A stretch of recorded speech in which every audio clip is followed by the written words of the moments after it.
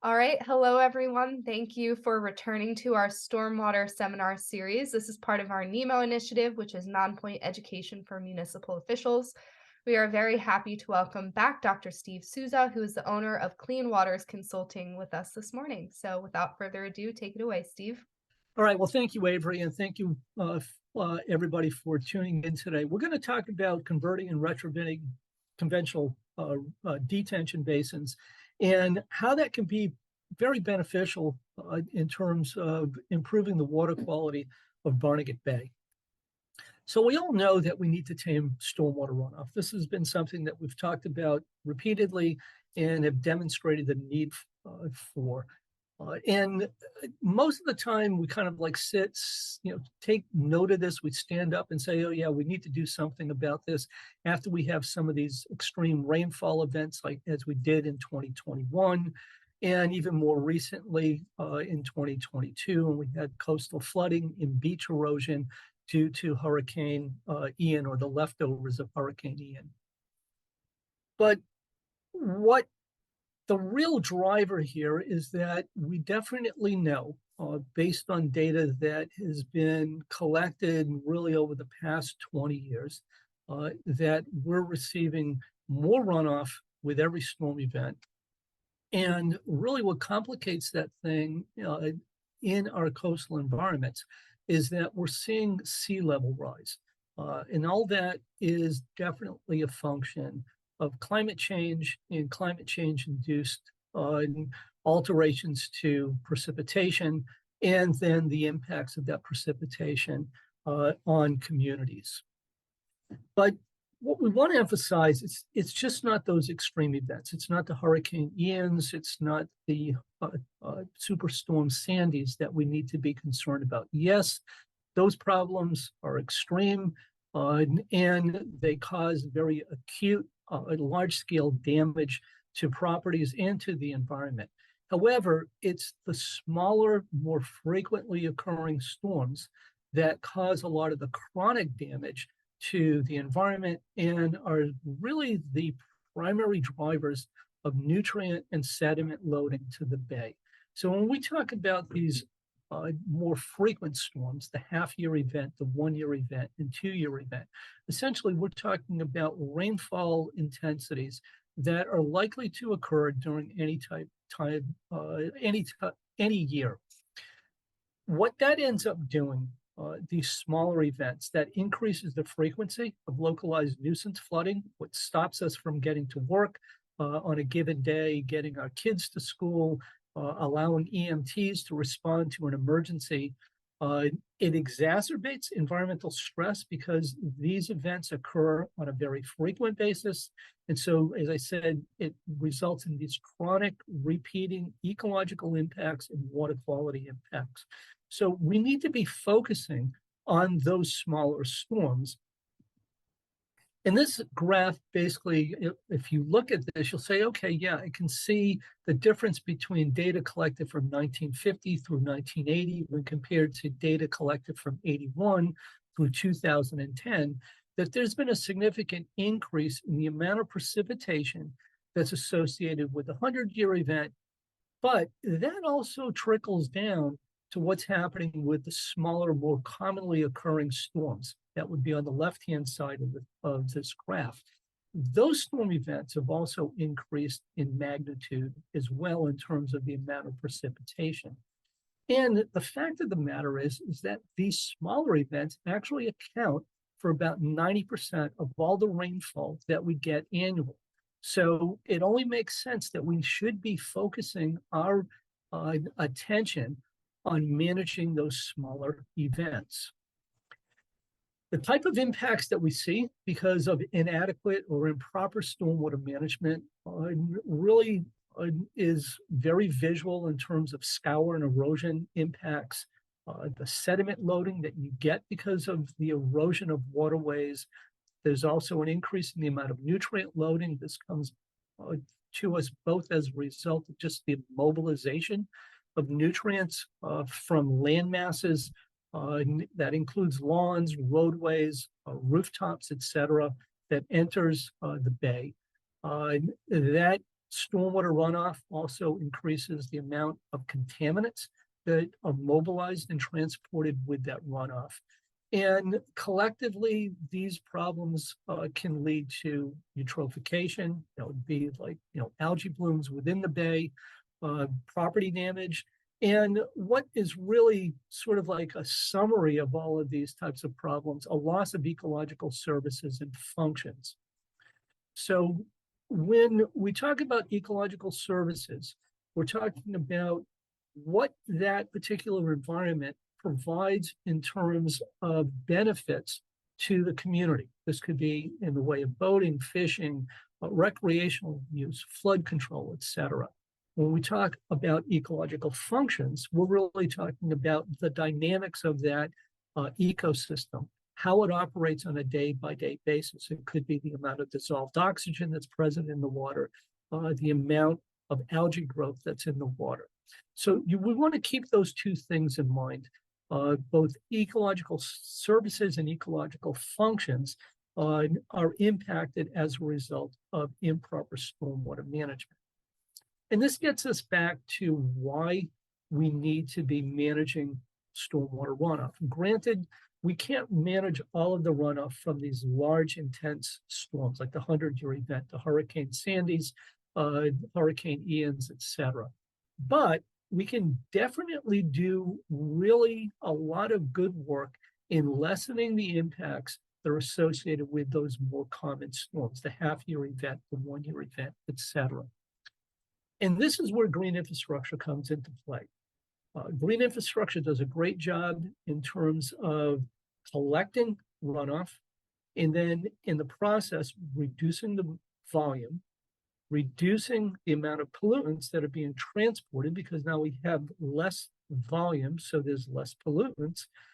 That in turn, this reduction in volume also decreases peak flow. What's the significance of that? Well, it's the peak flows that cause a lot of the erosion problems in streams. And then green infrastructure does a really great job of, by containing that runoff, allowing more of it to soak back down into the ground as it naturally does in undeveloped or modestly developed watersheds. So these smaller storms, and why we're focusing on these, again, think about this. When you think about a rainfall event that causes flooding, it's often storms that are only about an inch of rainfall over 24 hours.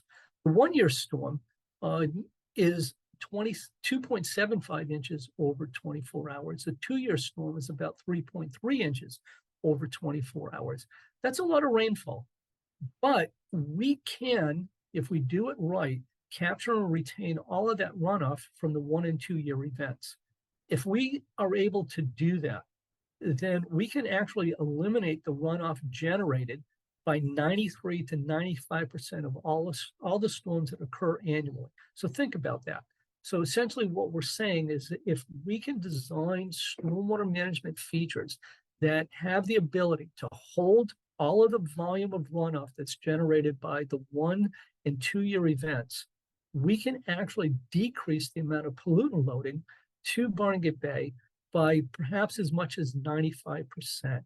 That's an astounding amount of pollutant removal, but it does take a fair amount of work. It takes a different engineering approach, and it does require the application of green infrastructure techniques. So on an individual lot basis, if you're thinking about this, if you have a 1 acre, typically, developed suburban lot, maybe about 15% impervious cover, a 1 year event would generate about 10,000 gallons of runoff. So what we're looking at is trying to hold on site about the equivalent of what you, in terms of volume, of what you would find in a standard above ground swimming pool. That can be achieved with green infrastructure. However, the standard detention approach that has been in place since the early 1980s and dominates the landscape in terms of the way stormwater is typically managed and has been managed over the past 40, 50 years, is to use these centralized detention basins where we're taking all of the runoff from our properties, whether it's rooftops, driveways, or roadways. We quickly concentrate that. We bring it to this basin. We store it for a short amount of time, and then we release it under a controlled rate. Now, that's good because, yes, we do decrease peak flow. That eliminates some of those erosion problems that you see downstream and some of the flooding problems. But these basins are not really designed to reduce volume. They hold, they hold that collected stormwater and then release it. It's not really providing a great opportunity to recharge that runoff, put it back down into the ground. And because of the way these basins are designed, with minimal plant coverage, you have these compacted bottoms with only lawn grass. There's not a lot of opportunity for pollutant removal, whether it's sediment, nutrients, or other types of contaminants. So we can do a better job than that standard detention approach that dominates most of the existing developments throughout the entire Barnegat Bay watershed. And what this graph or this illustration is showing is that, yes, detention basins do a great job of taking that peak flow and reducing it to and even less than what you had prior to development. And that's a good thing because, as I mentioned, that decreases some of the erosion impacts to our streams. However, what you can see on this illustration is that the volume is not decreased. And this is where the majority of the problems occur. More volume means more pollutants. More pollutants means more eutrophication of the bay. So standard detention can't solve all of our problems. So Barnegat Bay, we also need to reduce the amount of runoff that's leaving our site. So that is a reduction in volume. We need to maximize how much of that precipitation that is being captured, that is put back down into the ground, recharged. And we need to reduce pollutant loading as much as possible, particular nutrients, nitrogen and phosphorus, that are responsible for the eutrophication of the bay. How do we do this? Well, we can do this by retrofitting a lot of the standard detention basins that exist throughout the entire Barnegat Bay watershed. We don't have to go in and build new stormwater collection facilities. We can take advantage of what's there, but flip them from being detention basins into some type of green infrastructure bioretention, or maybe even bioinfiltration basins. So the bioretention approach or bioinfiltration approach basically uses a combination of soils and plants to passively treat runoff. And the concept here is to really think about runoff as something that's valuable. It's a resource. We want to hold on to it as opposed to just collecting it and shooting it off of our properties as quickly as possible. So we want to keep that on site so that we can retain, we can recharge, we can assimilate. And these applications, these bioretention applications, work really well when dealing with small storms and even the first flush of bigger storms. Bioretention applications are also very, very scalable. And we'll look at some of that scalability, but you can use this for small catchments, like for instance, a single roof leader coming off of your rooftop, or for maybe even larger catchment areas. So it does really well as a means of upgrading and converting conventional detention basins that are designed to work for large catchments where a lot of property is draining to a particular basin, converting these into more functionally beneficial systems with the removal of pollutants and the management of runoff. So there's two different schools of thought in how to do this with existing detention basins. Number one, we can just let them naturalize. And this means that there's going to be minimal modification to the existing basin. We're not going to go in there and do too much in terms of reconditioning the soils. We're not going to do any planting. We're basically just going to let that basin go fallow. Let it fill up with whatever plants, and that'll be it. We'll call that a day. And that is okay, and it does work. But the better approach is to retrofit those basins, actually go in and modify what's there. And that particularly focuses on reconditioning the soils and then replanting the basins with different types of vegetation that work really well with respect to filtering and removing pollutants. So I'm going to give you an example of a project that was conducted with grant money that was received through New Jersey DEP. The project was overseen by the American Littoral Society, and the project took place in Laurel Commons, a typical residential development, typical of what you would find in the Barnegat Bay watershed. This happens to be in Toms River, and the subject focus basin was called the Carnation Circle Basin. The total amount of drainage to this basin is about 80 acres. So this is actually serving a pretty large component of this particular community. And 2 points of inflow to the basin. This is the basin right here, and then a point of outflow. Now, the problem with this basin is that it was constructed and supposed to work as sort of an infiltration basin. However, what was found is that the basin bottom was extremely compacted. This is Dr. Clay Emerson from Princeton Hydro. He and I worked on this project, and we went out. The first thing we did was we did a soil inspection. And what we found is that the upper 2 or 3 inches of the soils in this basin had been compacted, both during construction and then subsequently as a result of repeated mowing. And this is what would happen during a typical rainfall event. This is actually only after a typical midsummer thunderstorm, where water would collect in the basin and sit there for upwards of 2, sometimes even 3 days, because it could not soak back down into the ground and it wasn't exiting the basin. So the strategy here was to convert that detention basin into a bioretention basin so that we could increase the amount of nitrogen removal that we could achieve with the basin, and at the same time reduce the amount of sediment that would be discharged from the basin, but also to decrease off-site stormwater discharge. And what that did is actually helped decrease some of these localized flooding problems that were driving people crazy.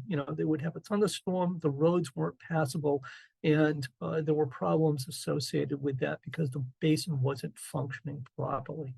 Now, we wanted to keep things simple, tried to just work with the existing infrastructure, no need to change the location or the size of the inlet pipes or the outlet pipes.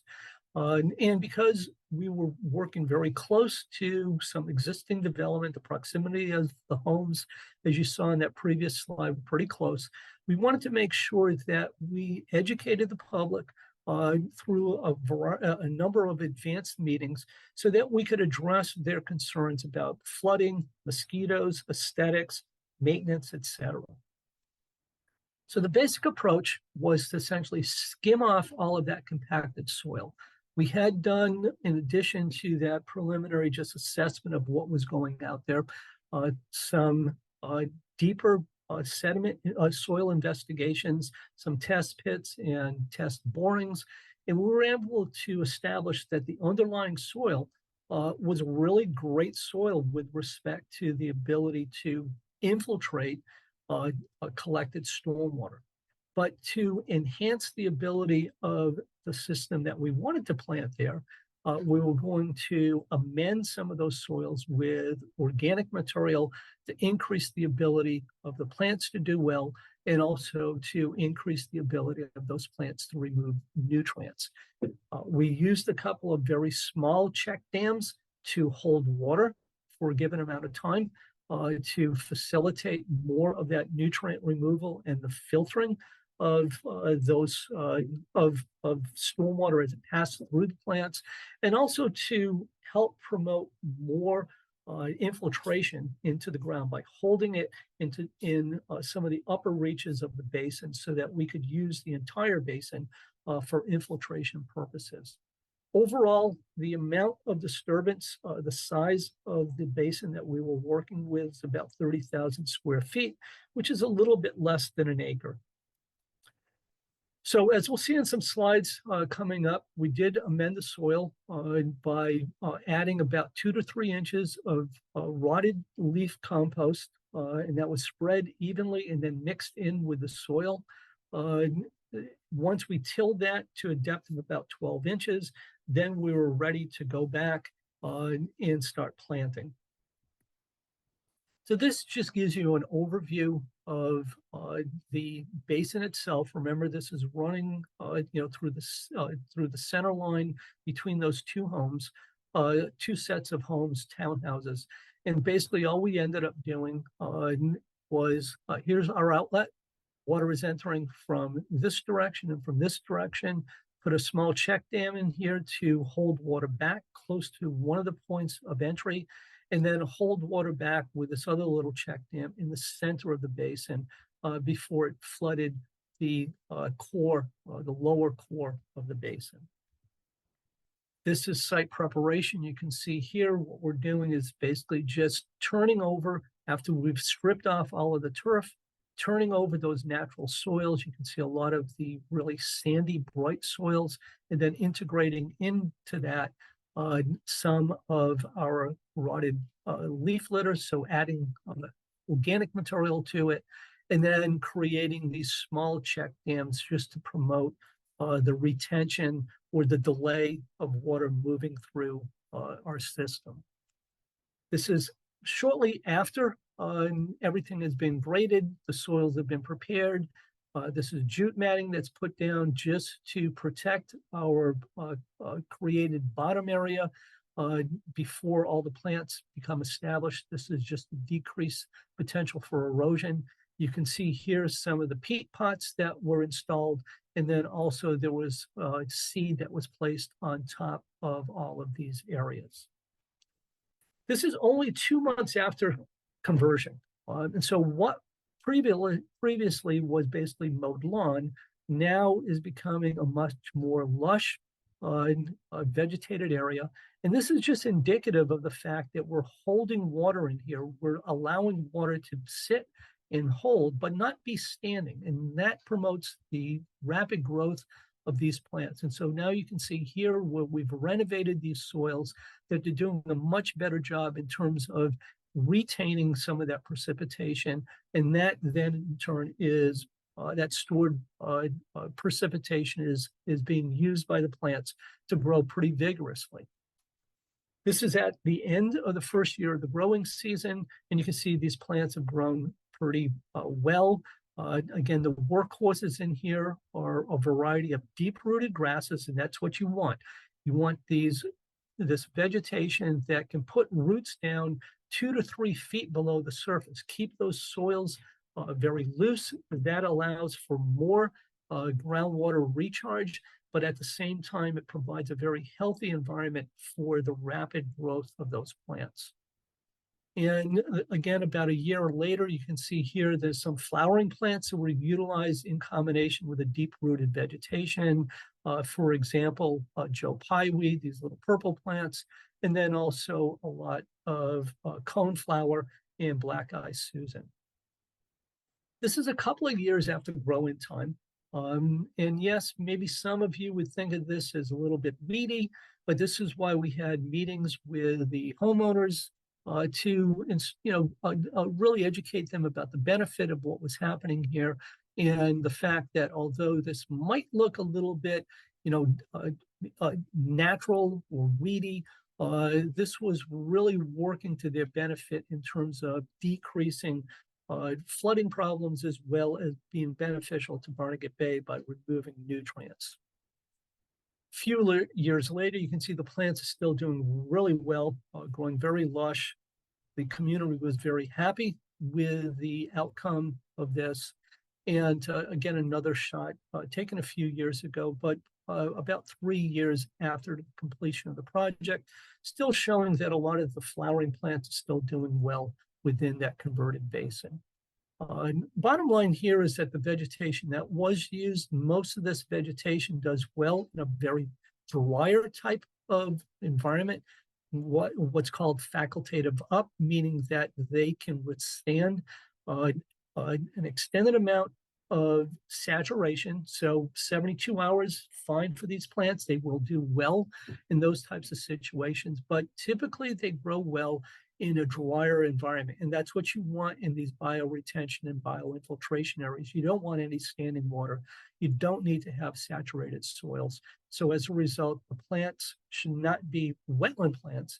They should be plants that do well in these situations where, yes, they become inundated for a given amount of time, but typically between storm events, it's pretty dry in there. So that's just one example. And there's plenty of other examples of these basin retrofits and basin naturalization projects that have been conducted throughout Barnegat Bay, some under the direction of Dr. Chris Abrupt, as well as other projects that I've conducted within the Barnegat Bay watershed.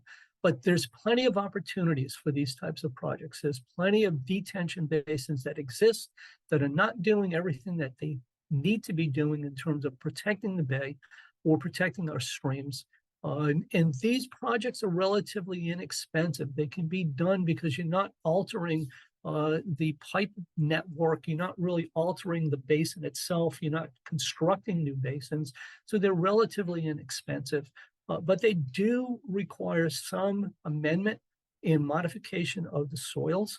And those basically, really focus on increasing the amount of organic material.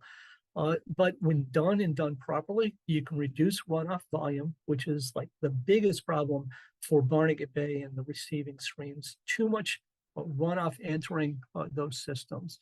We can increase recharge, which is important. We can decrease pollutant loading, and we can decrease stream erosion, similar to what you get with a conventional detention basin, but with all these additional benefits. And the importance of this is that all of these basins that were constructed and installed 10, 15, even 20 years ago are going to be subject to more stress because we're getting more rainfall, and these basins are not designed to handle that additional rainfall. So these climate change increase in the frequency of both those extreme events or the amount of runoff that's being generated by those smaller storms. By modifying all those existing basins, we can minimize some of those nuisance flooding problems, but at the same time, we can up the ante in terms of pollutant removal.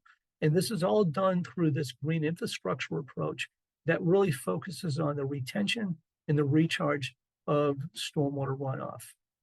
These naturalized and renovated basins definitely can do everything that detention basins can do in terms of controlling peak. But as I've mentioned, they also do far more in terms of reducing volume, increasing recharge, and decreasing pollutant loading. The success of basin naturalization does require some homework. You do need to know the hydrology and the hydraulics of the basin. You need to understand soils. You need to be careful with your plant selection.